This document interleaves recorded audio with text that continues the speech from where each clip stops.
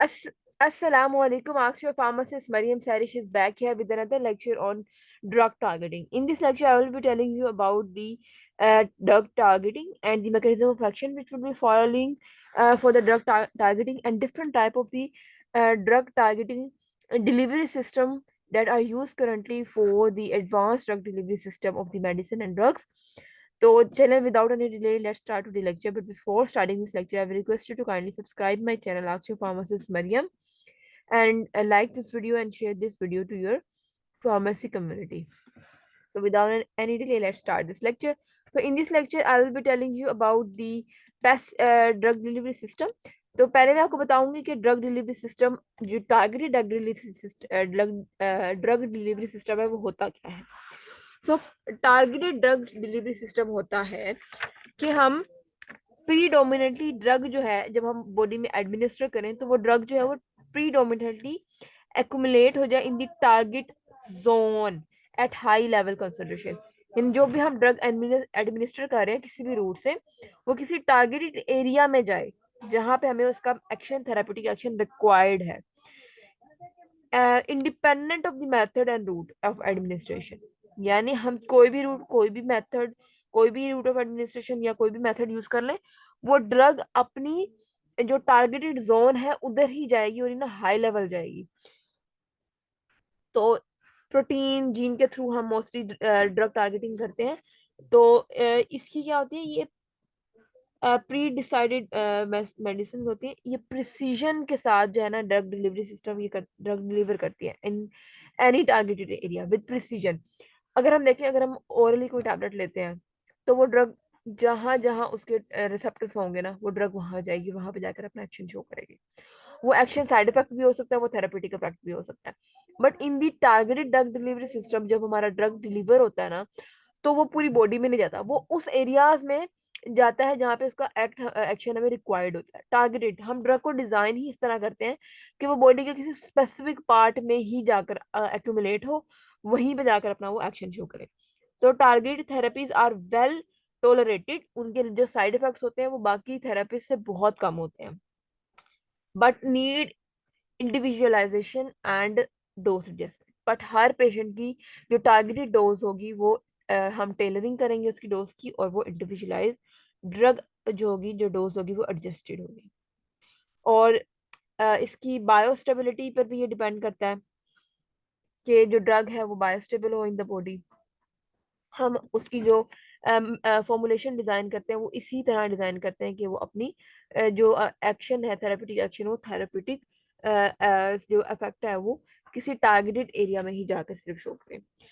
ठीक हो गया।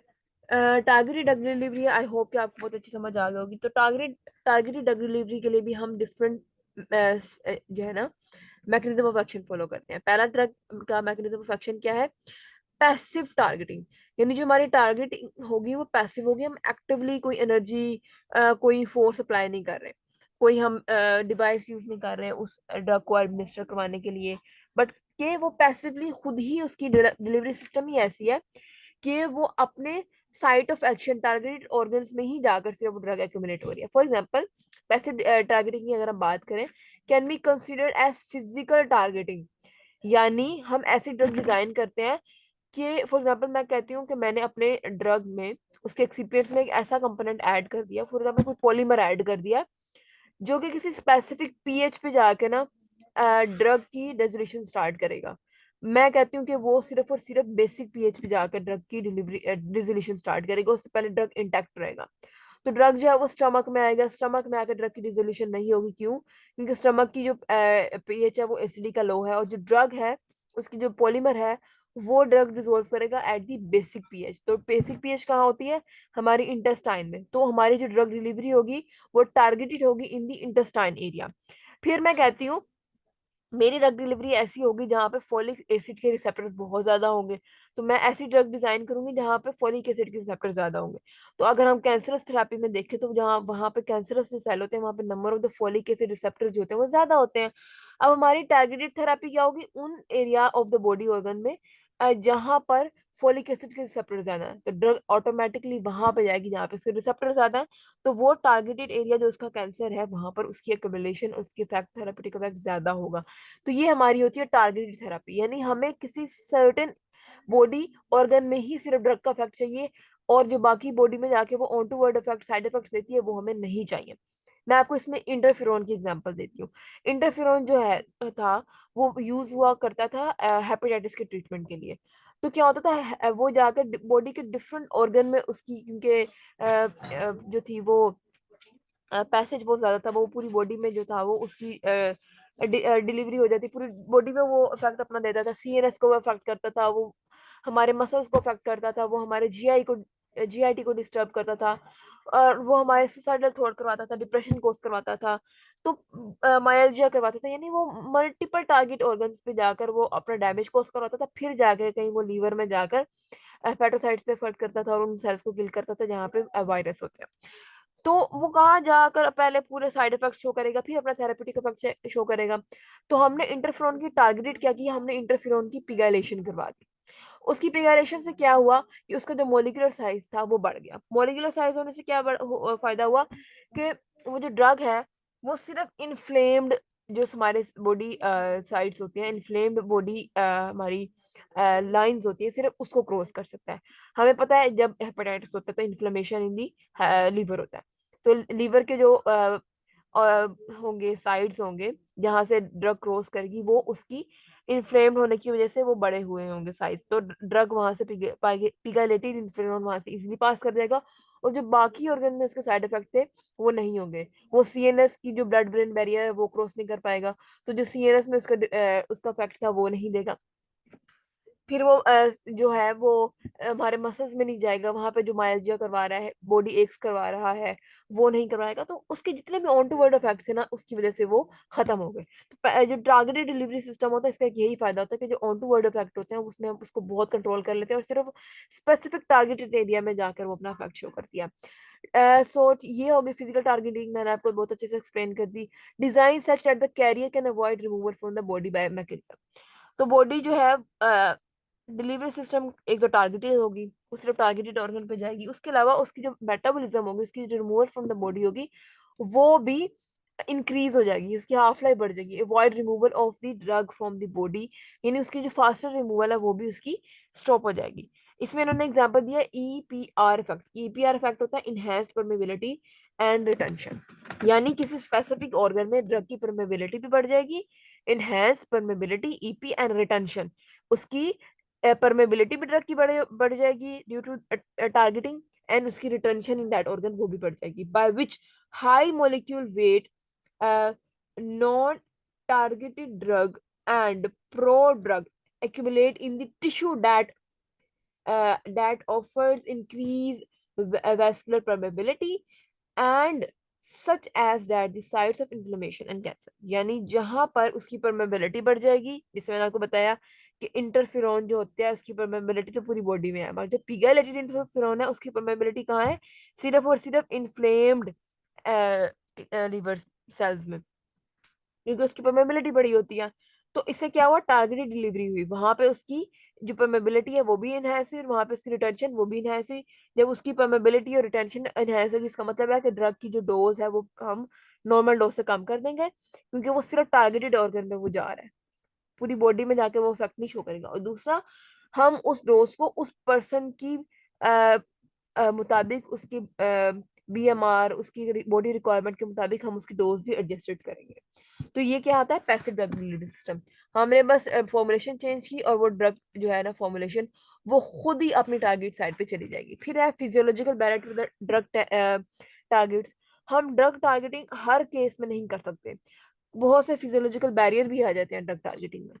उसमें पहला टारगेट क्या है, म्यूकस लाइनिंग, क्योंकि हमें पता है म्यूकस लाइनिंग जो होती है वो तमाम के तमाम जितने भी फॉरेन पार्टिकल्स होते हैं वो अपने अंदर ट्रैप कर लेते हैं। तो इस ये इतना अच्छा सिस्टम नहीं है। अगर आपकी फॉर एग्जांपल आप इनहेलेशन को यूज कर रहे हैं और आपकी म्यूकस प्रोडक्शन बढ़ी हुई है, तो आपकी सारी ड्रग जो है वो म्यूकस लाइनिंग में ही अटैच हो जाएगी, आपकी जो सिस्टमिक सर्कुलेशन, आपकी ब्लड पैसेज वहां तक तो जा ही नहीं सकेगी।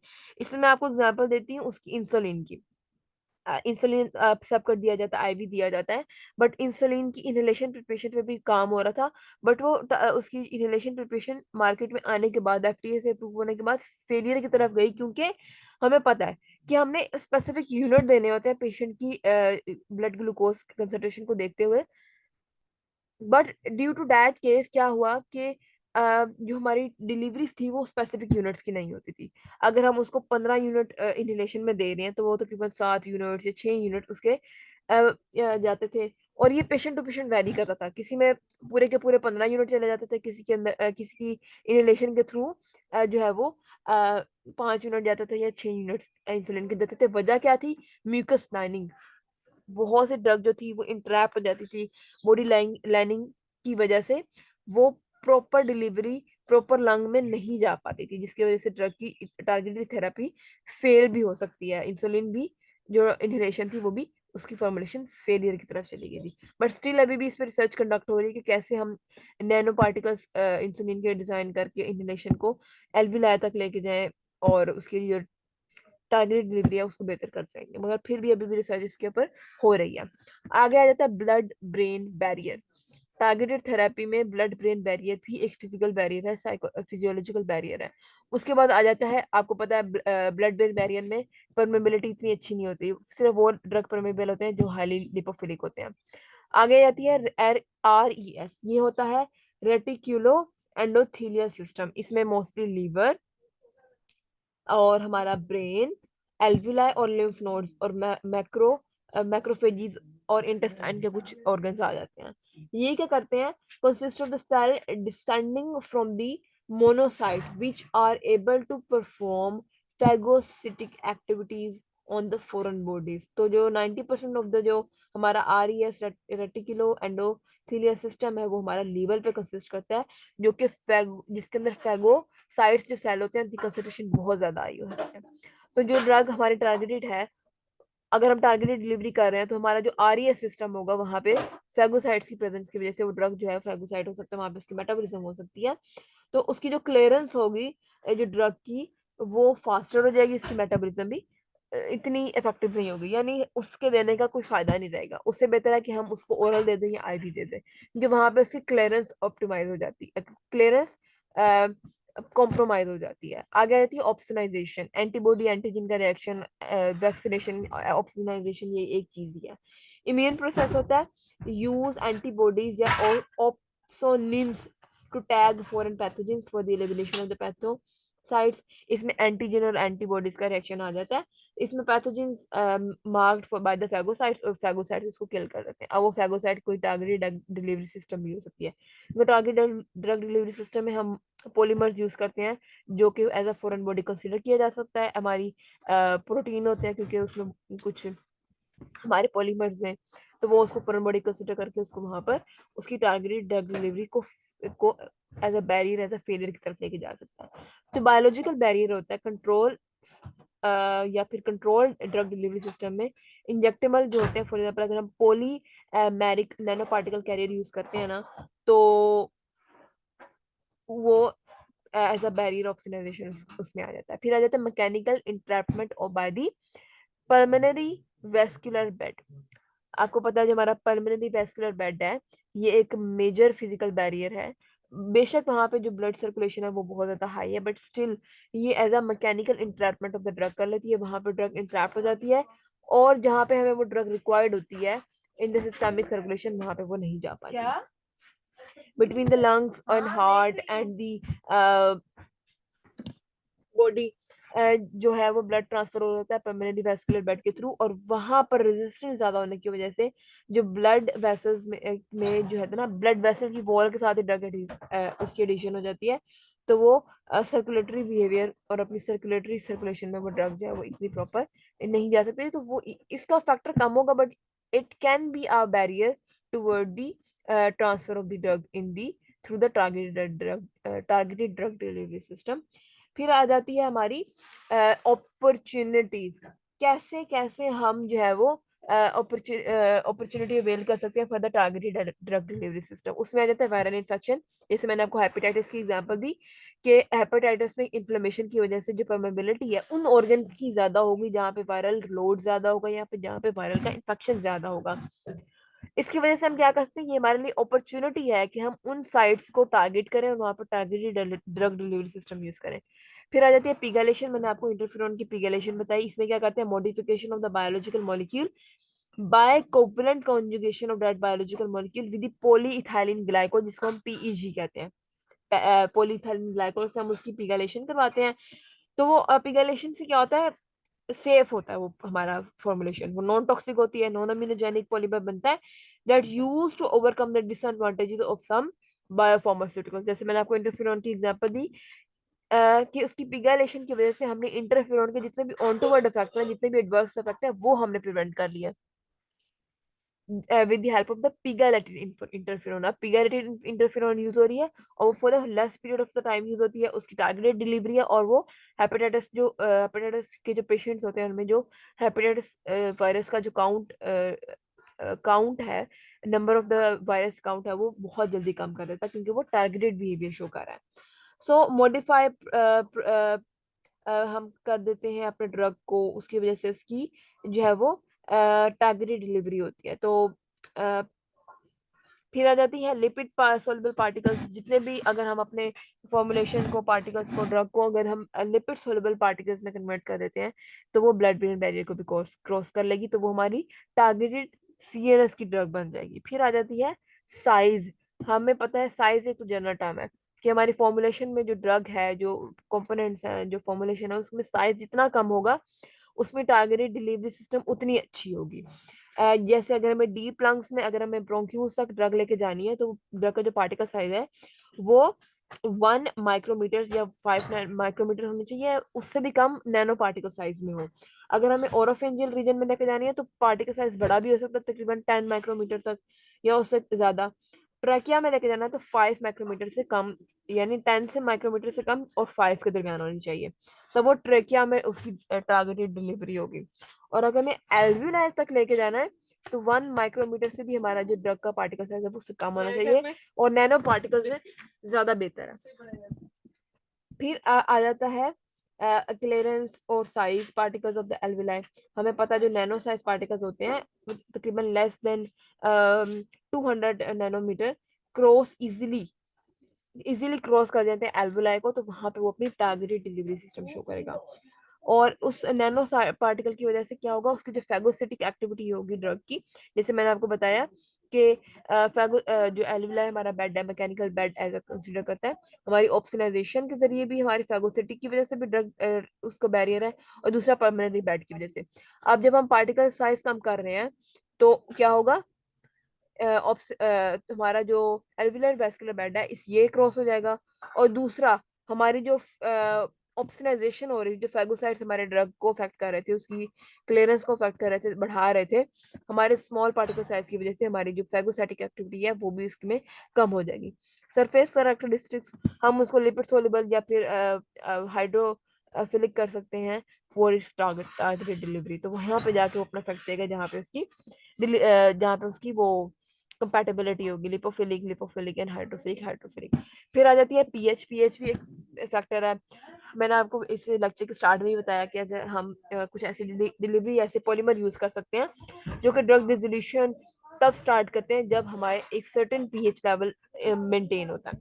यानी अगर हम ऐसा पॉलीमर यूज करते हैं जो अल्कलाइन इन्वायरमेंट में जाकर अपनी जो है वो डिसोल्यूशन स्टार्ट करेगा, तो हम कहाँ पे टारगेटेड डिलीवरी सिस्टम कर सकते हैं, इंटेस्टाइन में जाके कर सकते हैं, और हमारी जो ड्रग होगी वो हमारे स्टमक में इंटैक्ट रहेगी।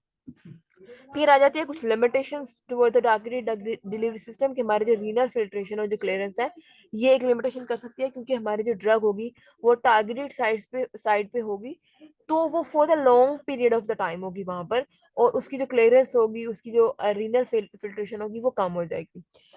तो ये टॉक्सिसिटी की तरफ लेके जा सकती है। बट इसलिए हमें जो है ना लो डोज रिक्वायर्ड होती है in the targeted drug delivery system than the normal drug delivery system. For example अगर हम कोई कैंसर ड्रग दे रहे हैं ना इन दी ओरल या आईवी, तो उसकी डोज हाई होगी। अगर हम टारगेटेड दे रहे हैं ना थेरेपी, तो उसकी जो डोज होगी वो कम होगी, क्योंकि उसकी जो क्लियरेंस होगी, उसकी जो रीनल क्लियरेंस होगी वो कम होगी। अच्छा जी, फिर आ जाती है passive drug delivery system to the lungs. हम लंग्स के जरिए पैसिव ड्रग डिलीवरी कैसे कर सकते हैं? लंग्स का हमें पता लार्ज सरफेस एरिया है, तो जो सरफेस एरिया जितना लार्ज होगा उतना ही ड्रग की जो डिफ्यूजन होगी, उसकी पैसिव डिफ्यूजन वो बढ़ जाएगी। थिन एपिथेलियम होती है लंग्स में, रिच ब्लड सप्लाई होती है, lower metabolism of the drugs than the liver and GIT tract. अगर हम लीवर फॉर एग्जाम्पल जीआईटी या ओरली कोई ड्रग दे रहे हैं, तो उसकी फर्स्ट पास इफेक्ट होता है। बट अगर हम उसको आईवी से दे रहे हैं, तो आईवी में कुछ कॉम्प्लिकेशंस आ जाती हैं। आईवी में हम ड्रग की रिवर्सल नहीं कर सकते, बार बार इंजेक्शंस लगाना हम नहीं प्रेफर करते, वो डिफरेंट एम्बोलिज्म कोज कर सकता है। तो इसलिए अगर हम लंग्स के थ्रू ड्रग करें, तो उसकी जो फर्स्ट पास इफेक्ट है वो हम अवॉइड कर सकते हैं। both local and systematic application for the drug are possible। हम अगर टारगेटेड ड्रग डिलीवरी कर रहे हैं और हमें वो इफेक्ट सिर्फ लंग्स में चाहिए, हम वो भी अचीव कर रहे हैं, यानी हम लोकल टारगेटेड डिलीवरी सिस्टम भी यूज कर सकते हैं लंग्स के थ्रू, और सिस्टमिक सर्कुलेशन में भी हम वो ड्रग लेके जा सकते हैं। जैसे कि मैंने आपको बताया कि इंसुलिन की सिस्टमेटिक एप्लीकेशन इन्होंने यूज की, कि हम इनहेलेशन के थ्रू, लंग्स के थ्रू जो है ना उसकी डिलीवरी करें। बट ड्यू टू दी अनन्यूमिनेटेड जो था, उसका नंबर ऑफ द डोज थी वो तकरीबन अनकैलकुलेटेड थी। वो डिपेंड करती थी फिजियोलॉजिकल कंडीशन पे, जिसकी वजह से सर्टन डिलीवरी डोज जो थी वो नहीं हो रही थी, जिसकी वजह से वो फेलियर की तरफ चला गया। बट स्टिल भी ऐसे जो ड्रग्स हैं जिनकी डोज जो है वो MIC तक अचीव हो जाती है थ्रू द लंग्स, वो हम उनकी तरफ जो है वो targeted drug delivery through the lungs हम उसमें जा सकते हैं। फिर आ जाती है drug delivery system through the lungs. Non invasive होता है, हमें कोई इंजेक्शन नहीं लगाना पड़ रहा, हमें कोई आईवी लाइन नहीं लगानी पड़ रही। हमें जो है वो दूसरा फायदा क्या है, इससे self administration is possible. Patient को बस इनहेलेशन यूज करनी है, एक स्प्रे अपने लंग्स में जाके कुछ स्पेसिफिक स्टेप्स को फॉलो करके, कुछ स्पेसिफिक इंस्ट्रक्शंस को फॉलो करके सेल्फ एडमिनिस्ट्रेशन करनी है। फिर है लिमिटेशन इंक्लूड। लिमिटेशन क्या क्या है लंग्स के थ्रू? फॉर्मुलेशन इशू आ सकती है, हमारी फॉर्मुलेशन फेलियर हो सकती है। माइट भी हम जो सस्पेंशन बना रहे हैं वो हमारी स्टेबल नहीं रहती, हम जो यूज कर रहे हैं, प्रोपेलेंट यूज कर रहे हैं, वो इतना बेहतर नहीं है, और वो हमारी फॉर्मुलेशन फेलियर की तरफ जा रही है। हम देखिए, अगर हम आईवी बना रहे हैं तो हमें बस एम्प्यूल फिलिंग करनी है। अगर हम टैबलेट बना रहे हैं तो हमने टैबलेट को पंच पंच करके उसको सिर्फ उसकी एलो एलो पैकिंग कर देनी है। But in the case of the drug delivery system through the lungs, हमें प्रोपेलेंट चाहिए, ताकि हमें एल्विला तक उस ड्रग की डिलीवरी इंश्योर करनी है, ताकि एल्विला में जाके वो ड्रग अपनी प्रॉपर सरफेस एरिया के साथ ज्यादा बढ़े और अपनी डिलीवरी इन सिस्टमिक सर्कुलेशन करे। तो प्रोपेलेंट का इशू एक बहुत बड़ा आ जाता है कि क्या वो इतना स्ट्रॉन्ग प्रोपेलेंट है कि वो ट्रकिया से पास करके, वो ब्रोंक्यूल्स को पास करके वो ड्रग को ले जाए कहाँ तक, एल्विलाय तक, और एल्विलाय से बाकी सिस्टमिक सर्कुलेशन तक वो ड्रग चली जाए। फिर आ जाती है एडमिनिस्ट्रेशन। एडमिनिस्ट्रेशन के इशू आ जाते हैं। मैंने आपको बताया कि पेशेंट को प्रॉपर काउंसलिंग करनी पड़ती है कि किस सिटिंग इन्वायरमेंट, किस सिटिंग सिचुएशन में उसने ड्रग, अगर वो ले रहा है इनहेलेशन, तो उसने इनहेल एक्सेल करनी है, उसका भी एक प्रॉपर गाइडलाइन होती है कि अगर आप इनहेलेशन ले रहे हैं तो एक स्पेसिफिक एंगल पे आपने अपने बॉडी और अपने फेस को रखना है, और एक आपने फिर इनहेलेशन करनी है। अगर आप कोई एड यूज कर रहे हैं इनहेलेशन, आपने वो कैसे प्लेस करनी है। आपने जो है वो इनहेल नहीं करना, एक्सेल नहीं करना फॉरन after the delivery of the inhalations, क्योंकि आपकी जो ड्रग है वो जो है वो एक्सेल आउट हो सकती है। तो ये कुछ डिफरेंट इसके अंदर लिमिटेशंस आ जाती है। फिर आती है डोजिंग। डोज प्रॉपर नहीं जा पाती, क्योंकि पेशेंट में माइट भी म्यूकस कंसंट्रेशन ज्यादा है, उसकी लाइनिंग के साथ ड्रग एडहियर कर जाती है, तो डोजिंग में भी प्रॉब्लम आ जाती है। फिर है कंप्लाइंस। कंप्लाइंस आ जाता है इशू बहुत ज्यादा, पेशेंट बार बार बैठ कर एक स्पेसिफिक इन्वायरमेंट में बैठ कर ड्रग जो है वो इनहेल नहीं कर पाता प्रॉपर, और उसमें कंप्लाइंट नहीं फील करता। चलो, कंप्लाइंट नहीं होगा पेशेंट। फॉर एग्जाम्पल, अगर वो स्टीरॉइड ले रहा है, तो स्टीरॉइड अगर वो इनहेलेशन के थ्रू ले रहा है, तो क्या होगा, उसके मुंह में गंदा जायका होगा, और उसका जो टेस्ट होगा वो कुछ देर तक खराब रहेगा, जिसकी वजह से पेशेंट जो है वो कंप्लाइंट नहीं रहेगा टुवर्ड दी इनहेलेशन और the drug delivery through the lungs. फिर आ जाती है, so where deposit drug in the lungs, कैसे हम लंग्स तक एल्विलाई तक अपनी ड्रग लेके जाए, नॉट क्लियरली और not completely clear till now, अभी भी रिसर्च इसके ऊपर चल रही है। Depend on the disease state, disease state क्या है, अगर उसके लंग्स जो है इन्फ्लेम हुए हुए हैं, उसकी लंग इन्फ्लेमेशन हुई है, फिर तो हम उसके लंग्स को किसी वायरल ने इन्फेक्ट किया हुआ है, जैसे मैंने आपको बताया अपॉर्चुनिटी, अपॉर्चुनिटी उसके लंग्स में वायरल इन्फेक्शन है, इसका मतलब है वहां पे प्रोबेबिलिटी हाई है। तो उस डिजीज स्टेट में हम उसको टारगेटेड डिलीवरी कर सकते हैं इन द लंग्स, बट वो लोकली उसको सिर्फ इफेक्ट करेगा। फिर है अस्थमा, अस्थमा में अगर हम हैं तो ये हमारी अपॉर्चुनिटी है कि हमें जो ड्रग का इफेक्ट चाहिए वो लोकली चाहिए और सिर्फ अपर एयरवे में चाहिए। तो हमारा जो ड्रग का साइज होगा, अगर हमने सिर्फ और सिर्फ अपर एयरवे में लेके जाना है, तो हमारा ड्रग का कितना साइज होगा, 1 माइक्रोमीटर से 5 माइक्रोमीटर पार्टिकल साइज रखना है। सीओपीडी में हमें पता, डीप हमें लंग्स में जाकर एल्वियुलर में जाकर ड्रग की इफेक्ट चाहिए, तो पार्टिकल साइज हम कम करेंगे। नैनो पार्टिकल होगा तो बहुत बेहतर है, वरना जो पार्टिकल साइज है वो 1 माइक्रोमीटर से कम होना चाहिए। फिर आ जाती है, so it is straight forward कि हम लंग्स के थ्रू टारगेट डिलीवरी कर सकते हैं या नहीं। क्यों नहीं कर सकते, वाई, क्यों नहीं कर सकते, efficient clearance mechanism of the lungs, इतना efficient clearance mechanism of the lungs नहीं है। लंग्स के अंदर कोई अगर ड्रग एडहेयर कर गई है तो वो लंग्स के अंदर जाकर डिपॉजिट हो जाएगी, वहां से उसकी एफिशिएंट क्लियर मैकेनिज्म नहीं है कोई, वहां पे कोई प्रॉपर ब्लड फ्लो इतना अच्छा नहीं है कि वहां से जो ड्रग एडहेयर की गई है वहां पे जो उसकी ड्रग की एक्युमुलेशन हो रही है वो खत्म हो जाए, तो it can lead toward the drug lung, lung के जो पैरेन्काइमास है वो डैमेज हो सकते हैं उस ड्रग की एक्युमुलेशन की वजह से, और कैंसर भी कोज कर सकता है। फिर आ जाता है म्यूकस, म्यूकस प्रोडक्शन हाई होगी तो ड्रग की जो डिलीवरी होगी वो फेलियर की तरफ जाएगी, डोज कम जाएगी। म्यूकस अगर नॉर्मल है तब डिलीवरी सिस्टम अच्छी चली जा सकती है, डोज हमारी प्रॉपर चली जाएगी हमारी सिस्टमिक सर्कुलेशन तक। पर अगर म्यूकस प्रोडक्शन ज्यादा है तो हमारे सारे की सारी जो ड्रग होगी वो इंटरप्ट हो जाएगी इन द म्यूकस लाइनिंग। फिर आ जाती है, so in condition which high mucus production होगी it is difficult to the delivery of the drug into the lungs, अगर हमारी म्यूकस प्रोडक्शन ज्यादा है तो drug delivery to the lungs failure की तरफ चली जाएगी। Presence of the mucus hinders drug delivery system to the epithelium, mucus क्या करेगा, as a barrier, barrier act करेगा toward the targeted drug delivery system to the lungs, कि वो epithelium तक हमारी जो ड्रग होगी वो पहुंच नहीं पाएगी, हमारी सारी जो सारी ड्रग होगी वो म्यूकस में एज अ बैरियर वहां पे सारी एक्यूमुलेट हो जाएगी। व्हाट अबाउट द एल्विलाई, अगर हमने ड्रग एल्विलाई तक लेके जानी है तो alveoli present excellent opportunity for the drug exchange, but मसला वही आ जाता है कि हम ड्रग को एल्विलाई तक प्रोपेल करें कैसे, उसको एल्विलाई तक लेकर कैसे जाएं। हम म्यूकस से बचाकर उसको, हम उसको बाकी ट्यूब लाइनिंग से बचा के, हम उसको म्यूकस लाइनिंग से बचा के, कैसे हम एल्विला तक ड्रग को इंश्योर करें कि वो एल्विला की साइड पर, एक्सचेंज साइड पर चली जाए। यही मेजर मसला है in the targeted drug delivery system through the lungs. Mucus surface liquid is thinner, ये एक बैरियर आ जाता है। Epithelium is thinner than the bronchial tree, however aside of the patrol macrophages, एक और मसला आ जाता है, मैक्रोफेजेस प्रेजेंट है वहां पे, जो पेट्रोलियन जो मैक्रोफेजेस हो गया, मैं जैसे मैंने आपको बताया हमारा जो रेटिकुलो एंडोथेलियल सिस्टम है वो हमारा लंग्स में भी प्रेजेंट होता है, तो मैक्रोफेजेस भी हमारे ड्रग को जो होंगे वो ब्रेक डाउन कर देंगे और उसकी जो डोजिंग प्रॉपर होगी वो नहीं डिलीवर होगी। So lung deposit depend on the size of the particles, lungs में हमारी ड्रग डिपॉजिट हो गई या नहीं ये डिपेंड करेगा किस पर, size of the particle of the drug, जितना पार्टिकल का साइज कम होगा उतनी डिलीवरी एफिशिएंट होगी टुवर्ड द एल्वियोलाई, जितना पार्टिकल साइज ज्यादा होगा उतना ही वो हमारे या तो मुंह तक रह जाएगा या ट्रक या हमारा वो ट्रैकिया तक रह जाएगा। So yes, size of the particle पे डिपेंड करती है हमारी targeted delivery, it indicate the distribution and disposition of the lung side, जितना हमारा साइज बड़ा होगा ड्रग का उतना ही वो हमारे अपर एयरवे में एक्यूमुलेट होगा ड्रग, और जितना पार्टिकल साइज ड्रग का कम छोटा होगा, नैनो पार्टिकल साइज में होगा, उतना ही उसकी एफिशिएंट डिलीवरी होगी इन दी लंग्स, एल्विलाई और ब्रोंक्यूल्स। अगर हमें डीप लंग्स लेके जाना है तो हमें पार्टिकल साइज अपना 1 माइक्रोमीटर से 5 माइक्रोमीटर रखना है, और हमें अगर ओरोफ्रेंजियल रीजन में अपनी ड्रग डिलीवरी करनी है तो हमारा जो पार्टिकल साइज होगा वो 10 माइक्रोमीटर से ज्यादा हो।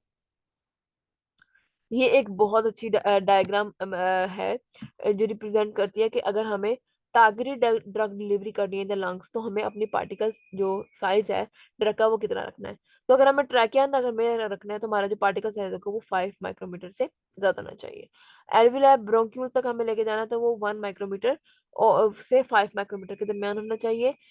और लार्जली बट वो फैगोसाइड हो जाते हैं। और अगर हमें फैगोसाइड से प्रिवेंशन करनी है कि हमारा जो ड्रग हो वो फैगोसाइटोसिस की तरफ ना जाए और वो उससे बच जाए, तो हम अपना पार्टिकल साइज और छोटा करेंगे, 1 माइक्रोमीटर से भी कम करेंगे।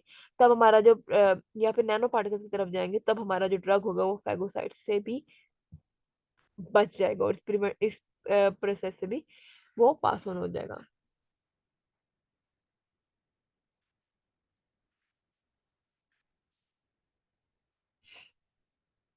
Clearance and size of the particles. Size determines the clearance rate in alveoli. Size पर डिपेंड करता है कि हमारी जो ड्रग होगी वो एल्वियोलाई में क्लियर कैसे होगी। For example, particle of the nano size particles less than 200 nanometre can cross cellular barrier.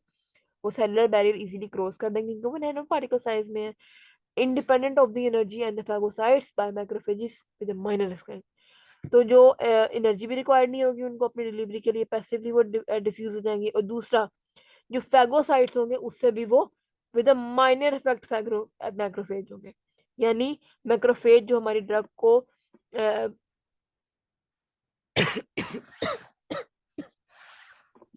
जो हमारी ड्रग को मैक्रोफेजिस डैमेज कर रहे हैं वो भी इन द माइनर एक्सटेंट चला जाएगा। अगर हम माइक्रोन साइज पार्टिकल में चले जाएं 1 से 5 माइक्रोमीटर तक, तो efficiently taken up by the macrophages. तो हमारी ड्रग जो होगी वो मैक्रोफेजिस से हाई कंसेंट्रेशन, हमारी जो ड्रग होगी वो मैक्रोफेजिस के इससे में चली जाएगी। यहाँ पे हमारी डोज जो है वो खराब हो रही है। हमारी जितनी हमने प्रॉपर डोजिंग दी थी मैक्रोफेज, उससे में से कुछ डोज जो होगी वो मैक्रोफेजिस की वजह से नहीं हमें डिलीवर होगी, जिसकी वजह से यहाँ पे कंप्रोमाइज हो जाती है डोज। अगर हमारा पार्टिकल साइज 6 माइक्रोमीटर से बड़ा है तो it generally not phagocytes but rather excel. वो फैगोसाइड भी नहीं होगा, वो हमारे सिस्टमिक सर्कुलेशन में भी नहीं जाएगा, बल्कि जब हम सांस लेंगे तो वो हमारे सांस के थ्रू वो वापस चला जाएगा, एक्सहेल हो जाएगा, हमारी बॉडी से बाहर चला जाएगा। यानी उसके लेने या ना लेने का कोई फायदा नहीं है। माइक अगर उसका साइज जो है वो 6 माइक्रोमीटर से ज्यादा शायद वो ट्रैकिया पे कुछ इफेक्ट दे दे। मगर अगर माइक्रोन में है तो फैगोसाइड कुछ होगा, बट वो कुछ ना कुछ हमारे सिस्टमिक सर्कुलेशन में भी वो चला जाएगा। अगर पार्टिकल साइज नैनो में होगा फिर तो हमारा फैगोसाइड से भी वो कुछ माइनर एक्सटेंट से बच जाएगा। और एनर्जी इंडिपेंडेंट जो हमारी ड्रग डिलीवरी होगी इन द सिस्टमिक सर्कुलेशन वो भी हो जाएगी। तो अगर हमें करनी भी है ना targeted drug delivery through the lungs, तो हमें जो अपना पार्टिकल साइज है वो छोटे से छोटा रखना है। Nanoparticle are these better? Yes. कैसे बेटर है? वो फैगोसाइट से बैरियर एक्ट करेगा, वो बार बार म्यूकस लाइनिंग पे अडहियर नहीं करेगा, बल्कि वो हमारी एयर के साथ ही हमारे एल्विलाई तक वो आ जाएगा इजीली। उसकी फैगोसाइटिस नहीं होगी, उसकी म्यूकस लाइनिंग में अडहियरेंस नहीं होगी। तो nanoparticles are somehow better for the lungs targeted drug delivery. Deeper lungs penetration होगी उसकी, यस। पार्टिकल साइज जितना छोटा होगा नैनो साइज में होगा उतनी ही उसकी डीपर पेनिट्रेशन होगी in the alveoli. Surface modification, yes. अब देखें, पार्टिकल साइज बड़ा होगा, ट्रैकिया में जाएगा, ट्रैकिया में इतनी ब्लड सर्कुलेशन अच्छी नहीं है। टारगेटेड साइज थोड़ा इंटरमीडिएट होगा तो टारगेटेड डिलीवरी जो होगी वो ब्रोंक्यूल्स में होगी। अगर उससे भी छोटा होगा तो हमारा सरफेस साइज और बढ़ जाएगा, एल्विला तक हमारी ड्रग जाएगी। टारगेटिंग होगी, yes. Evasion of the macrophile, evasion of macrophage clearance होगी, यस। हम मैक्रोफेज क्लियरेंस से भी अपनी ड्रग को बचा लेंगे। फिर आ जाती है कुछ एग्जांपल्स हमारी नैनो पार्टिकल्स में, उसमें डेंड्रीमर है, लिपोसोम्स हैं, फंक्शनलाइज्ड गोल्ड नैनो पार्टिकल्स हैं, माइसिलर्स हैं, माइसिलर्स बहुत वाइडली यूज होते हैं, पॉलीमेरिक नैनो पार्टिकल्स हैं, एंड कार्बन नैनो ट्यूब्यूल्स हैं। तो ये कुछ हमारी डिलीवरी सिस्टम्स थी जो कि हम यूज कर रहे हैं through the nano particles. Nano particles drug delivery system is most efficient drug delivery system. ये टारगेटेड ड्रग डिलीवरी सिस्टम में सबसे एफिशिएंट ड्रग डिलीवरी करता है। I hope this lecture on the targeted drug delivery system would be quite helpful for you in the pharmaceutical technology subject and the dispensing of the pharmacy. So I hope this lecture will be quite informative for you. Kindly subscribe my channel Akshay Pharmacist Mariam. If you have liked this video, please hit the like button and hit the share button and share this video with your pharmaceutical community, क्योंकि हमारे लिए यही appreciation है कि हमारी जो video है वो ज़्यादा से ज़्यादा व्यूज देखें और ज़्यादा से ज़्यादा लोग इससे फ़ायदा उठाएं। Thank you so much for listening. अल्लाह हाफिज़।